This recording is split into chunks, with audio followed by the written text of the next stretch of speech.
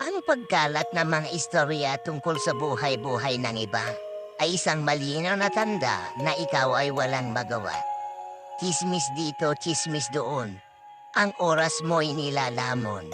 Kahit diploma mo'y isang balunbon, talino mo'y natatapon. O bakit nga ba may mga tao na sa problema ng iba'y interesado? Sila kaya'y may kalyo sa puso o sadyang mangmangalang siguro?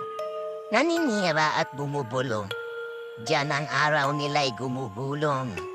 Sa kalsada, sa tindahan o kahit sa bubong, animo'y laging nagpupulong. O tadhana sa aking paliwanag, kung bakit sila'y sa chismis na babangag. Tinatakam na mapakalampag kahit sa dangal ng iba'y makabasag. Huwag naman ang loob ay sumama sa aking tanong at tula. Ako lang naman ay nagtataka kung bakit sa mundong may mga pakialamerang katulad nila.